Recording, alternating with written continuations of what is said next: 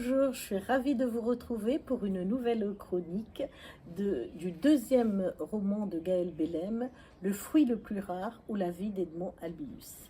Le premier roman de Gaël Bellem, vous vous souvenez, c'était Un monstre est caché derrière la porte, qui lui a valu l'entrée chez Gallimard. Ce fruit le plus rare, évidemment, vous l'avez deviné, c'est la vanille. Donc le roman démarre avec la vie d'Edmond Albius, enfant, au départ, sa naissance.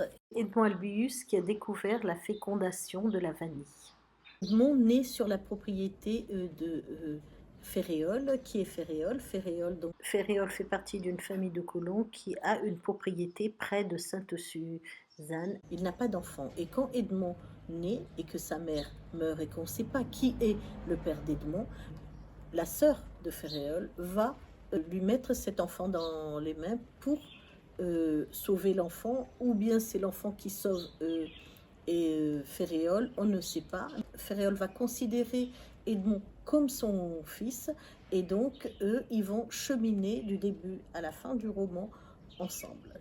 On revient aussi sur toute l'histoire de Ferréol, comment il est né, toute l'historique, et parallèlement on a aussi l'historique de la vie à La Réunion, ce qui se passe à La Réunion, vraiment digne d'une prof d'histoire géo, et toujours très bien documenté.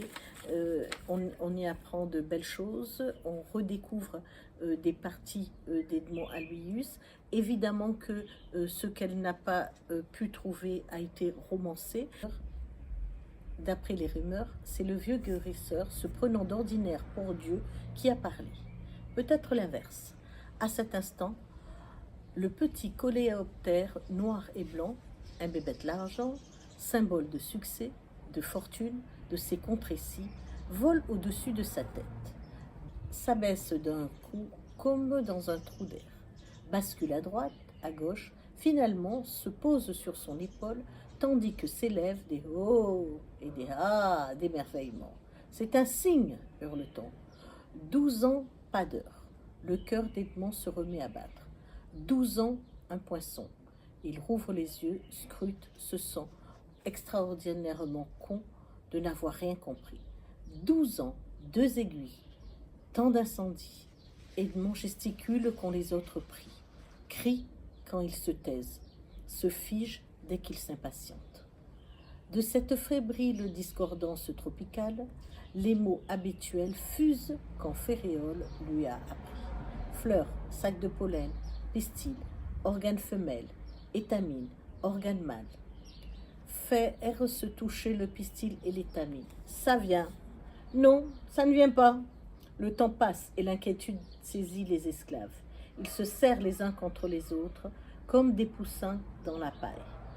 Ils forment une chaîne d'union où s'invitent quelques papillons, 2 ou 3 coccinelles, beaucoup d'espoir. Au milieu de cette ronde vivante, Edmond, vêtu d'une tunique de lin beige, a un regain d'optimisme. Et maintenant, ça vient? Non, toujours pas. Toujours pas depuis 1519. Toujours pas depuis 1833. Edmond approche ses yeux plus près, encore plus près d'une fleur. Il commence à comprendre. Sur la fleur de vanille, un obstacle naturel, comme une petite porte.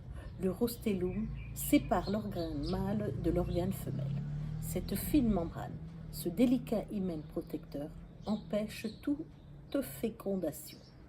À l'aide d'un éclat de bambou, Edmond soulève cet opercule, ouvre la petite porte. Ce mince capuchon écarté, il met l'étamine, organe mâle, rempli de pollen, au contact de l'organe femelle. La fleur de vaniller est fécondée. Cette fois est la bonne, il le sait. Il touche et déplace, soulève et dépose. Et le nez couvert de pollen, Edmond pousse un cri savant. J'ai trouvé. Voilà, donc toujours aussi bien écrit, toujours un savoureux moment à passer à lire Gaël Bellem. On va voir comment est-ce que cette nouvelle va s'éparpiller sur l'île, ensuite voir comment Edmond va gérer cette notoriété, comment cette notoriété va se finir, et comment Edmond Albius termine sa vie aussi.